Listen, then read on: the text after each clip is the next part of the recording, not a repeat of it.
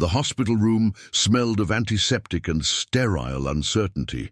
It was the kind of place that made you forget the world outside, leaving you with only the cold, hard truth of human fragility. In the far corner of the room sat a young boy, his small frame swallowed by the oversized wheelchair. His once vibrant eyes were now distant, as if the world beyond the window held no allure anymore. His gaze was fixed on something, though no one knew what. Perhaps it was the reflection of the sunlight on the floor, or maybe the faint hum of life outside that seemed so far removed from him. The silence was suffocating. His father, a towering figure in a tailored suit, stood at the window, arms crossed, tightly over his chest. The billionaire had always been a man of power, a man who thrived in the cutthroat world of business. Yet, here he stood, powerless. His son's future was uncertain, and all the wealth in the world seemed insufficient to change the reality of his condition. No amount of money, no doctor's intervention could guarantee a cure. He had tried everything, every specialist, every possible treatment. But the boy remained silent, distant, his body a cage that no one had the key to. The billionaire had been to countless hospitals in his life, both as a patient and as an observer of the fragility of life. But this visit felt different. This visit felt like a sentence. His son, a brilliant young boy full of promise just months ago, was now trapped in a world of his own. There were moments when he thought he could see a flicker of his old self, a spark of recognition or a brief smile, but they were always fleeting. Each time his son withdrew back into the shadows, it tore at the billionaire's heart. No one could fix this. No amount of money could change this. "Mr. Thompson," a voice interrupted his thoughts. He turned slightly to see a nurse standing at the door, clipboard in hand. "There's someone here to see you." He raised an eyebrow. The man had no time for visitors, not in a place like this. But the nurse, her expression oddly respectful, stepped aside to reveal a young woman entering the room. She wasn't a doctor or a nurse.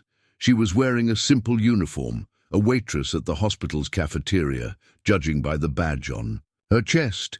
She had a softness about her, an unspoken warmth that seemed out of place in this sterile environment. Her presence was like a breath of fresh air, despite the sterile surroundings.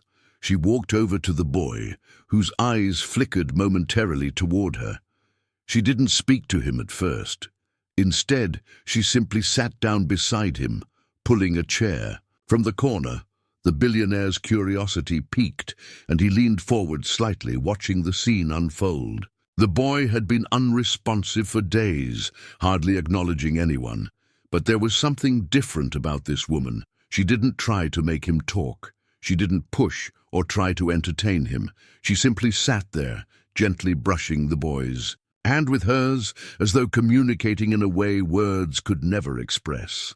The boy's eyes met hers for the briefest of moments, and then, without a word, he seemed to relax, his shoulders lowering, a small sigh escaping his lips. The waitress smiled, her eyes soft and patient, as though she knew something no one else did.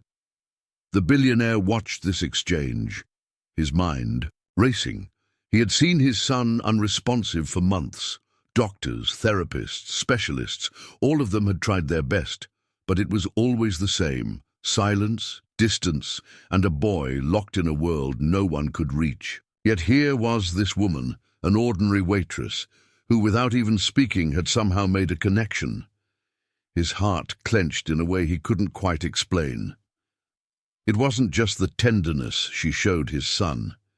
It was something deeper. There was a part of him that wanted to believe that maybe, just maybe, this was the breakthrough they had been waiting for. But he pushed that thought away quickly.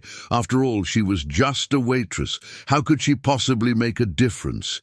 Yet, as he stood there, watching her every move, a feeling gnawed at him. He couldn't place it, wasn't sure whether it was hope or disbelief, but something had changed in the room. Something had shifted in his son's eyes. The coldness had receded just a fraction. "She's been here before," The nurse spoke again, startling him. "I've seen her around the hospital. She spends a lot of time helping the kids. She doesn't just serve food, you know."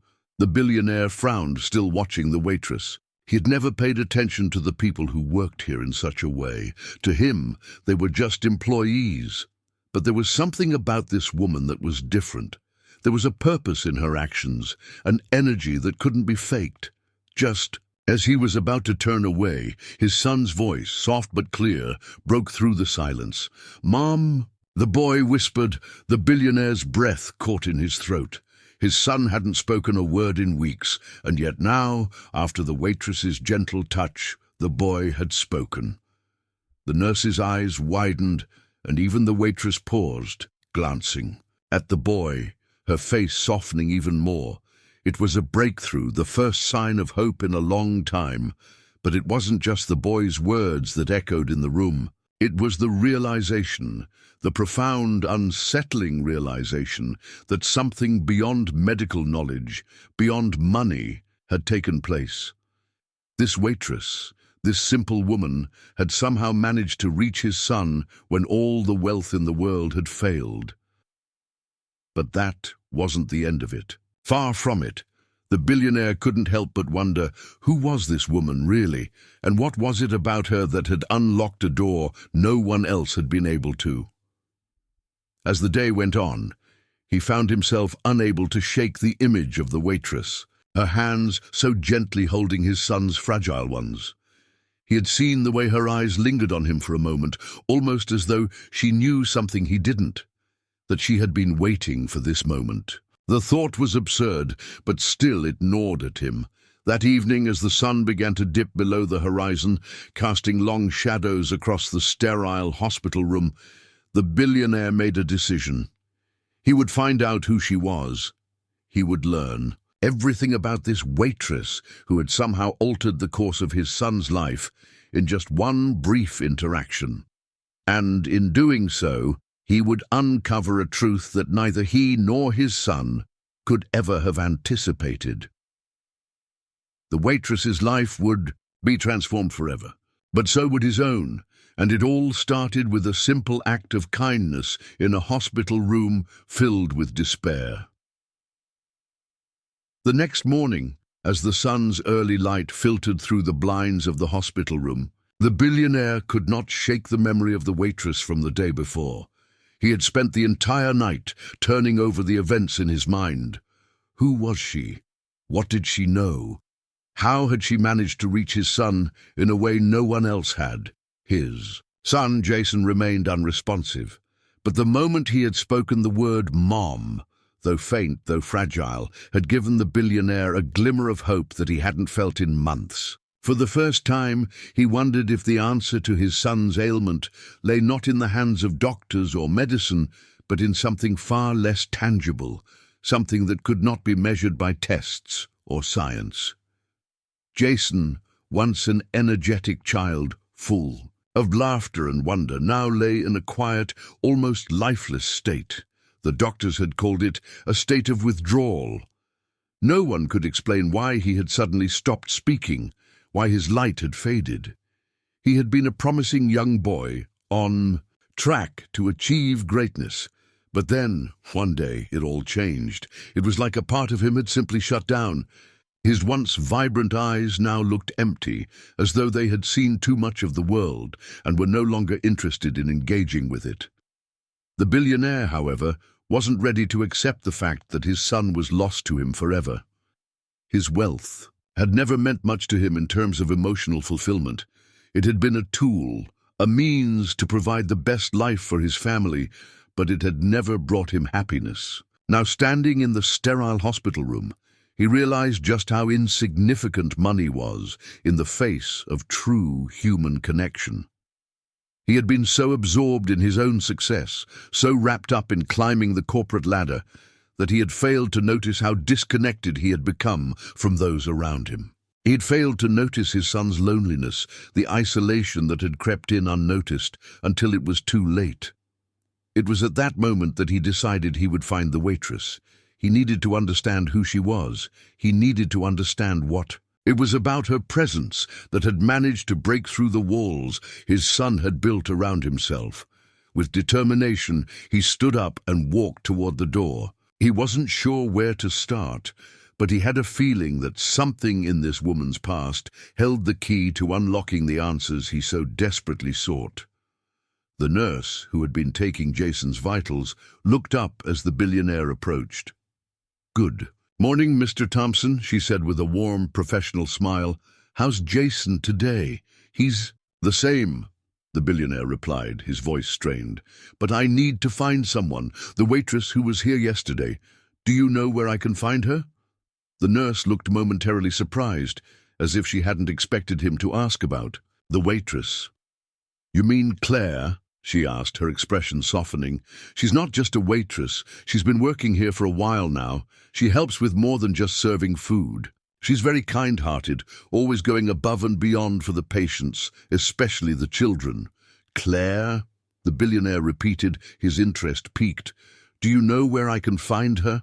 "She usually works in the cafeteria, but she's often here in the wards, helping with patients. I'm sure she'll be back later. She's quite dedicated. Always checking in on the kids when she's not working." The billionaire nodded, feeling a new sense of urgency. "Thank you." As he walked down the sterile hallways of the hospital, the sound of footsteps echoed in the silence. It felt as though the building itself was holding its breath, waiting for something to happen. Every step he took brought him closer to a truth he had yet to uncover, a truth that could change everything for him, for his son, and perhaps even for Claire. He passed a few other nurses, doctors, and patients, but his mind was focused entirely on finding her. He knew it wasn't just a coincidence that she had been the one to reach Jason when no one else could. There was something about her, something different.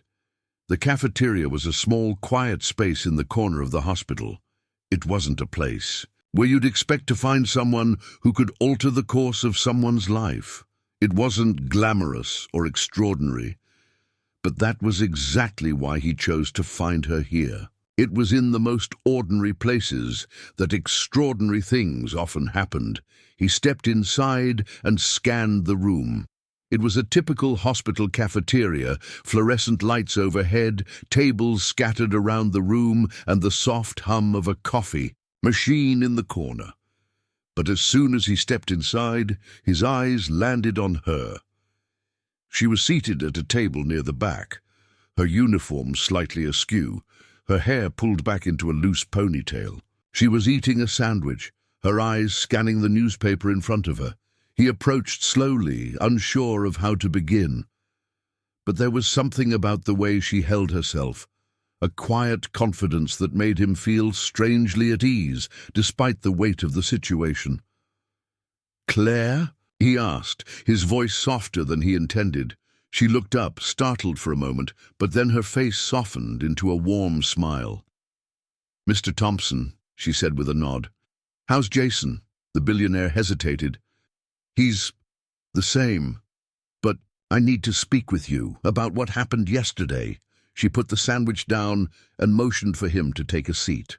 "I don't know what happened yesterday, Mr. Thompson. I just did what I could. I've been working with children for years. Sometimes they need something different than what the doctors can offer." The billionaire sat down across from her, feeling the weight of his words pressing against him. "I don't understand. How did you reach him? Jason hasn't spoken in months. He hasn't even acknowledged anyone, but when you were there, he spoke." She looked down at her hands, as though considering her words carefully. "I don't know how to explain it, really. It's not magic or anything like that. It's just empathy. I've learned to listen to people, to really listen. And sometimes all a person needs is someone to be present, to not try to fix them, but just to be there with them." The billionaire felt a lump form in his throat. The simplicity of her answer struck him deeply. Here he was, a man who had spent his life trying to solve problems with money, power, and influence. But what his son needed wasn't money or influence. It was something far simpler. It was human connection. "I don't know what to say," he whispered, his voice thick with emotion. "I've tried everything, every doctor, every therapy, but nothing has worked. And then you just came in and sat with him, and for the first time in months, he spoke." Claire's eyes softened. "I didn't do anything special, Mr. Thompson. I just treated him like a person. I think that's all anyone really needs sometimes." The billionaire sat back, letting her words sink in. He had always been a man of action, of results. He had built his empire from the ground up with sheer determination and a refusal to back down. But now here he was in a small cafeteria with a waitress who had opened his eyes to something he had never truly understood. Cliffhanger. Claire's words lingered in the air like a whisper, a quiet truth that had eluded him for so long. The billionaire's mind raced as he looked at the woman in front of him, realizing that his journey had just begun. Was it possible that this woman, this seemingly ordinary waitress, held the key to his son's healing?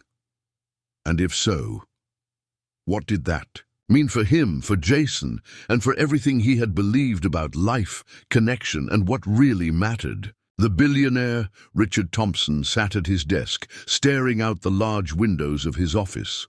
The skyline of the city stretched out before him, the buildings casting long shadows as the sun dipped lower in the sky. The view was nothing short of spectacular, a testament to the success he had achieved over the years. Yet as he sat there, surrounded by wealth and power, he felt a hollow emptiness gnawing at him. The emptiness that had consumed him since Jason's sudden change. The emptiness that no amount of money or success could fill. His mind kept drifting back to Claire, the waitress who had somehow broken through the walls his son had built around himself. She had said nothing extraordinary, yet her words had resonated with him deeply. "I just treated him like a person," she had said. Simple, yet profound. Could it really be that simple? He had spent the better part of the past few days thinking about Claire and her impact on Jason. Every time he thought about her, a strange feeling of guilt and frustration settled in his chest. Guilt because he had spent so much of his life focused on achieving more, on securing his son's future with money and connections, that he had overlooked the most important thing: human connection. Frustration because, despite his wealth, his power and his influence, he had been powerless to help his own son. The visit to the hospital cafeteria had left him with more questions than answers. He needed to know more about Claire. Who was she? Why was she so different? What was her story? What was her connection to his son? Richard decided that he would not rest until he had answers. He had learned a long time ago that knowledge was power, and if he could understand what had made Claire so uniquely capable of reaching his son, then perhaps he could find a way to help him fully heal. He needed to uncover Claire's past. He needed to understand what made her tick. He picked up his phone and dialed the number of his assistant. "Rachel, I need you to find everything you can about a woman named Claire Johnson," he said, his voice tight with determination. "She's a waitress at the hospital. I need a full background check, everything. Don't leave anything out. I want to know everything." Rachel's voice was calm, but he could sense the surprise in her tone. "Of course, Mr. Thompson. I'll get right on it. Thank you," he replied before hanging up. He sat back in his chair, his fingers drumming on the armrest as he waited. He had always been someone who preferred to take control of situations, but with Claire, he was starting to realize that some things couldn't be controlled.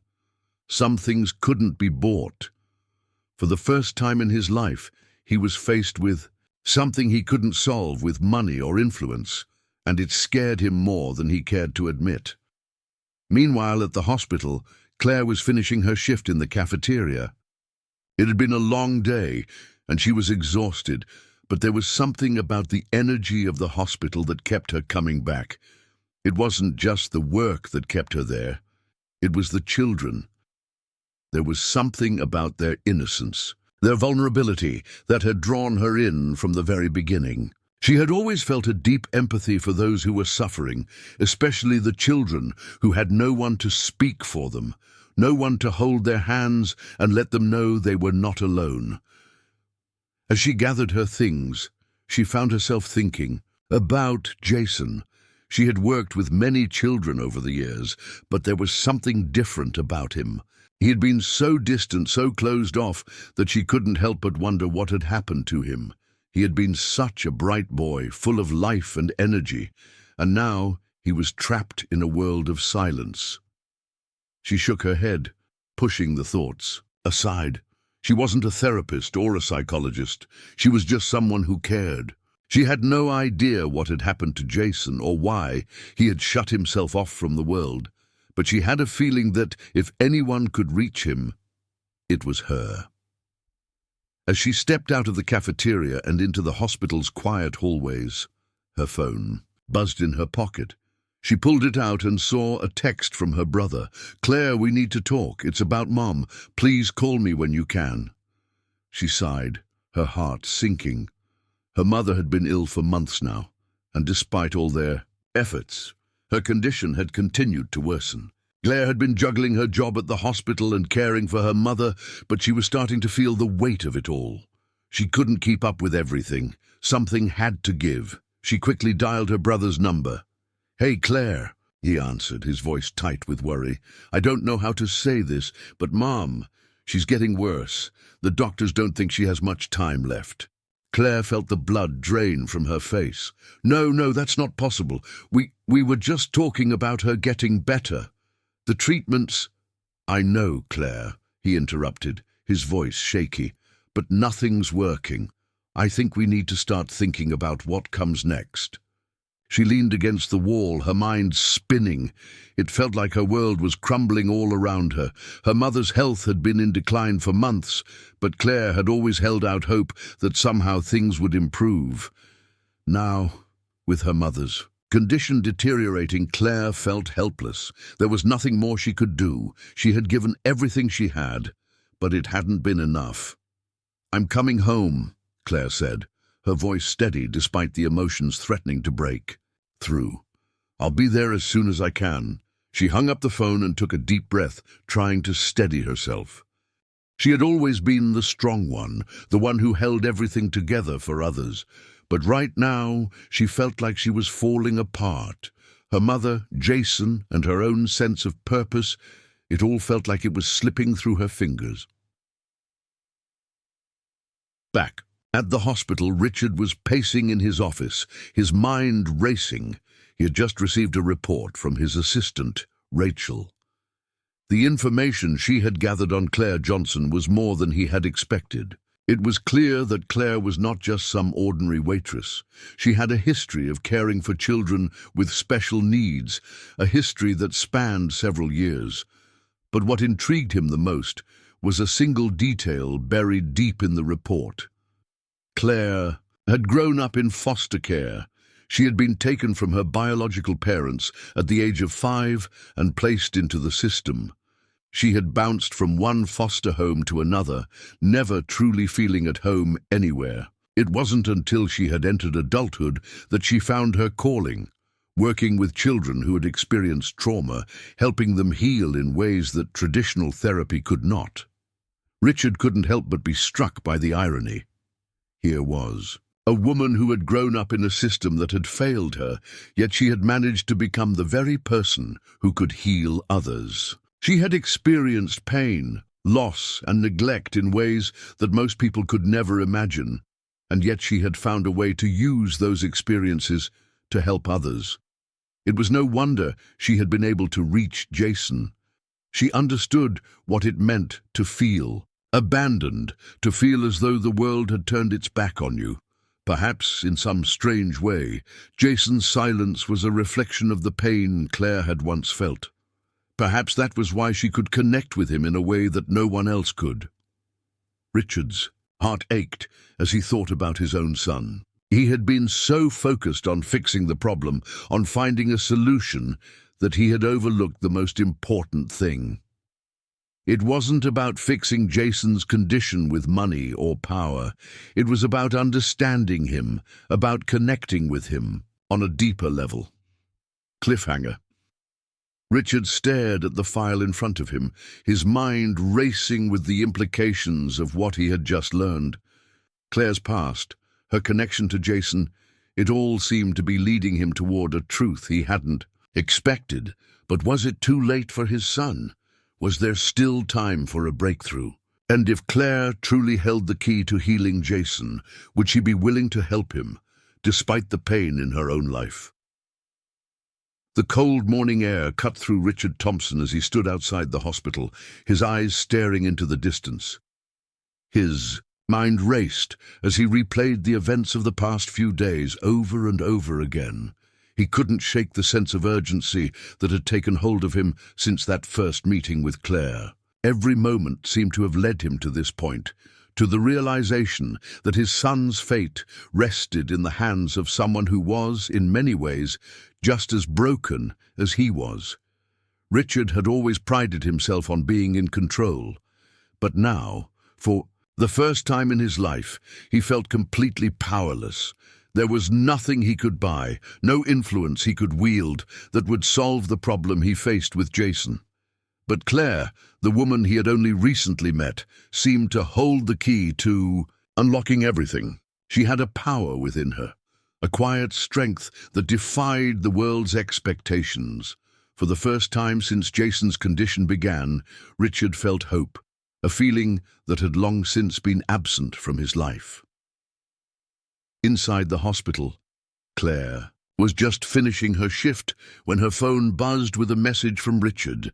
She had been avoiding him, in a way, not because she didn't want to help Jason, but because she knew that the more involved she became, the more she would be drawn into their world, a world of wealth, power, and expectations.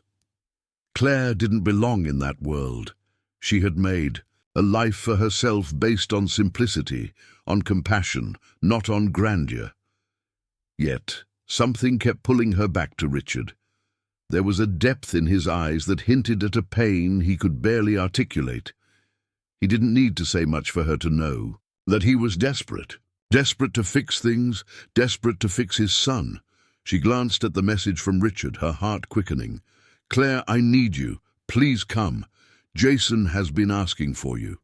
The words hit her like a bolt of lightning. She had been expecting him to reach out again, but not so soon, and not with such urgency. She hesitated, her breath catching in her throat. What was happening to her? Why was she suddenly so tied to this family? She wasn't just helping a child anymore. She was helping a father who seemed just as lost as his son. She could feel the weight of the decision pressing down on her chest, but she didn't have much time to think. She quickly texted back, "I'll be there in an hour." Richard's office was quiet as he waited for Claire's arrival. He had called for a meeting, but his mind was elsewhere. In the past few days, he had observed how Jason seemed to respond to Claire, how Jason, who had not spoken in so long, began to show small signs of recognition when she was nearby. It was as if Jason could sense the connection between them. It wasn't just about Claire's kindness.